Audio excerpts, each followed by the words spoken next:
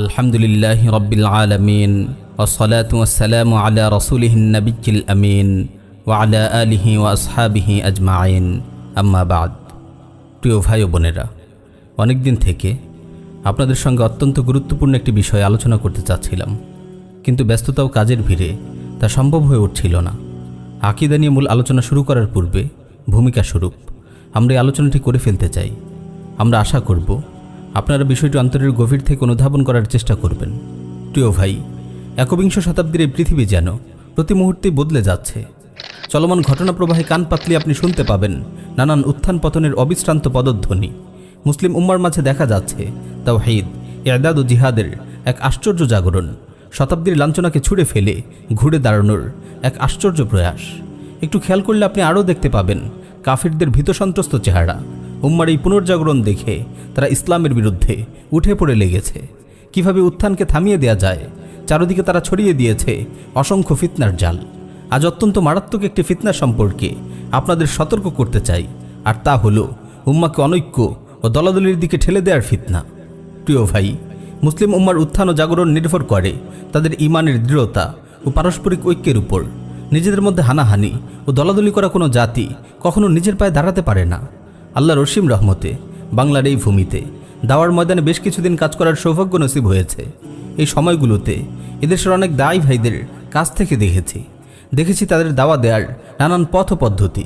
আমরা গভীরভাবে লক্ষ্য করেছি আমাদেরই অনেক দায়ী ভাই জেনে বা না জেনে, বুঝে বা না বুঝে উম্মার মাঝে নতুন কোনো ফিতনার বীজ বপন করছেন, কিংবা পূর্ব থেকে চলে আসা কোনো ফিতনাকে নতুনভাবে বাজারজাত করছেন। এই ফিতনা হলো দ্বীনের ফুরুআই ও শাখাগত বিষয় নিয়ে মতবিরোধ উস্কে দিয়ে সাধারণ জনগণকে বিভিন্ন দল উপদলে বিভক্ত করা। এটি এত বড় জঘন্য একটি ফিতনা যা উম্মার উদ্যম ও শক্তিকে নিঃশেষ করে দেয়, জাতির ভবিষ্যৎকে গলাটিপে হত্যা করে উম্মাকে অনিবার্য ধ্বংসের দিকে ঠেলে দেয়। প্রিয় ভাই, আপনার চারপাশে একটু লক্ষ্য করুন, আপনি দেখবেন কিছু মোস্তাহাব আমল করবে কি করবে না, এটি নিয়ে একদল অবুঝ ভাই মুসলিমদেরকে দলাদলির দিকে ঠেলে দিচ্ছেন। রফিয়াদিন করবে কি করবে না, আমিন জোরে বলবে নাকি আস্তে বলবে, হাত বুকের উপর বাঁধবে নাকি নাভির নিচে বাঁধবে, ইত্যাদির মতো কিছু মুস্তাহাব বিষয় নিয়ে মসজিদগুলোতে রীতিমতো দাঙ্গা হাঙ্গামা হচ্ছে। এই সামান্য বিষয়গুলো নিয়ে মুসলিমদেরকে বিভিন্ন দলে ভাগ করে ফেলা হচ্ছে। এই মুস্তাহাব আমলগুলো করা বা না করার ভিত্তিতে মুসলিমদের কাফের পর্যন্ত বলা হচ্ছে। নাউযুবিল্লাহি মিন যালিক। আপনি আরও দেখবেন ইলমি অঙ্গনগুলো থেকে ছোট বিষয় নিয়েও চুলচেরা বিশ্লেষণ আসছে। পৃষ্ঠার পর পৃষ্ঠা ব্যয় করা হচ্ছে ফুরুআই ও শাখাগত মাসালাগুলোতে। আবার অনেক সময় এই তারাই ইরদাদ, জিহাদ ও ইকামতে দ্বীনের পথ পদ্ধতির মতো মৌলিক বিষয়গুলো সম্পর্কে নতুন নতুন বিভ্রান্তির জন্ম দিচ্ছেন। এদিকে সাধারণ জনগণের সামনে এখনও আমরা ঈমানের মৌলিক বিষয়গুলো স্পষ্টভাবে তুলে ধরতে পারিনি। তাওহীদ, শিরক, ওয়ালা বারা, নওয়াকিদুল ঈমানের মতো অপরিহার্য আলোচনা, যেগুলোর উপর মানুষের ঈমান ও আকীদার বিশুদ্ধতা নির্ভর করে, সেগুলোর কথা যেন সবাই ভুলে গেছে। ইসলামী ভূখণ্ডের প্রতিরক্ষা, নিপীড়িত উম্মার হেফাজত এবং ইকামতে দ্বীনের জন্য ইরদাদ জিহাদের যে ফরজ আমাদের উপর অর্পিত হয়েছে তা নিয়েও আমাদের কোনো মাথা ব্যথা নেই। অনেক দায়ী আছেন যারা কবর ও মাজার পূজার শিরক নিয়ে খুবই সোচ্চার, কিন্তু তারা কুফরি গণতন্ত্রের রাষ্ট্রীয় শিরকের ব্যাপারে একেবারেই নীরব। বরং আমরা অত্যন্ত আশ্চর্য হয়ে লক্ষ্য করেছি যারা এই ঈমান বিধ্বংসী শিরকের বিরুদ্ধে কথা বলছেন তারা তাদেরকে জঙ্গি ও খারেজি ট্যাগ লাগাচ্ছেন। দুর্বল জনসাধারণের শিরক নিয়ে কথা বলা যেমন জরুরি, তেমনিভাবে রাষ্ট্রের শক্তিধর এমপি মন্ত্রীদের শিরক নিয়ে কথা বলাও আরও বেশি জরুরি, কারণ তারা নিজেরা তো শিরক করছেই, আবার দেশের জনগণকেও শিরকে লিপ্ত হতে বাধ্য করছে। নাউযুবিল্লাহি মিন যালিক। প্রিয় ভাই, যারা দ্বীনের শাখাগত মাসাইল নিয়ে বিতর্ক উস্কে দেয়, দলাদলি করে, তাদের কাছ থেকে দূরে থাকুন।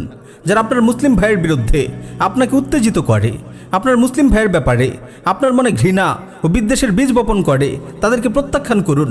আপনার দুশ্মন আপনার কোনো মুসলিম ভাই নয়, বরং আপনার দুশ্মন সেসব কাফির ও মুশরিকের দল যারা পৃথিবীর বিভিন্ন ভূমিতে মুসলিমদের রক্ত ছড়াচ্ছে, ফুলের মতো শিশুদের বোমার আঘাতে ছিন্ন ভিন্ন করছে, আপনার মা বোনদের ইজ্জত লুণ্ঠন করছে, টনের পর টন বোমা ফেলে একের পর এক মুসলিম জনপদগুলোকে ছারখার করে দিচ্ছে।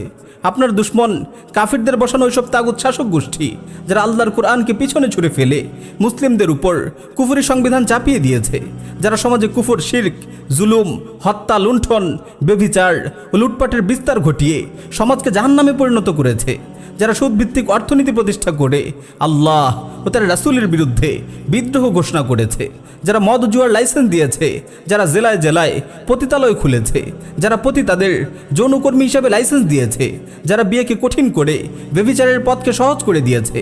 আপনার দুশ্মন হলো সেই সব মালাউন মুশরিক যারা উপমহাদেশে বৃহত্তর রামরাজত্ব কায়েম করতে চায়, আর প্রিয় মাতৃভূমি বাংলাদেশকেও সেই রামরাজত্বের অংশ বানাতে চায়। ইতিমধ্যে ইন্ডিয়ার আর দেশীয় ইস্কুনি সন্ত্রাসীরা এই পথে অনেক দূর এগিয়ে গেছে। এদের বিরুদ্ধে জেগে উঠাই সময়ের অনিবার্য দাবি। প্রিয় নবী সাল্লাল্লাহু আলাইহি ওয়াসাল্লামের প্রতিশ্রুত গাজওয়াতুল হিন্দের জন্য বুদ্ধিবৃত্তিক ও সামরিক প্রস্তুতি এখন যুগের অপরিহার্য দাবি। প্রিয় ভাই, এই নাজুক মুহূর্তে যারা শাখাগত কিছু মাসায়েল ও মোস্তাহাব কিছু আমল নিয়ে আলোচনা করে আপনার আবেগ নিয়ে খেলছে, যারা দিনের মূল দাবি ও চাহিদা থেকে আপনার দৃষ্টি অপ্রয়োজনীয় বিষয়ের দিকে সরিয়ে আপনাকে প্রতারিত করছে, যারা ফুরুই ইখতিলাফ চর্চা করে নিজেদের মুহাক্কিক শাইখ হিসেবে জাহির করছে, যারা কাফিরদের পরিবর্তে আপনার মুসলিম ভাইয়ের বিরুদ্ধেই আপনাকে উস্কে দিচ্ছে, তাদের ফিতনা থেকে নিজেদেরকে দূরে রাখুন। দেশের হক্কানি ওলামায়ে কেরাম এবং মুখলিস দাঈদের সঙ্গে সম্পর্ক গড়ে তুলুন, যারা দিন ও সময়ের চাহিদা সম্পর্কে পূর্ণ সচেতন। প্রিয় ভাই, আপনি ইসলামের মৌলিক আকীদাগুলো অন্তরে গেঁথে নিন। ব্যক্তিগত ও পারিবারিক জীবনে আল্লাহর সঙ্গে আপনার সম্পর্ককে মজবুত করুন। আপনার মুমিন ভাইদের মাঝে ঐক্য ও ভালোবাসার বন্ধন সৃষ্টি করুন। সমাজে বিশুদ্ধ আকীদা ও নববী মানহাজের দাওয়াত ছড়িয়ে দিন। আপনার আসল শত্রুদের চিহ্নিত করুন। কোরআন সুন্নাহর নির্দেশিত ইআদাদ ও জিহাদের এই মোবারক অঙ্গনে আপনিও ঝাঁপিয়ে পড়ুন। পরিশেষে দোয়া করি, আল্লাহ তাআলা আমাদের সবাইকে দিনের জন্য কবুল করুন, আমাদের সিরাতে মুস্তাকিমের উপর অটল অবিচল রাখুন। আমিন ইয়া রাব্বাল আলামিন।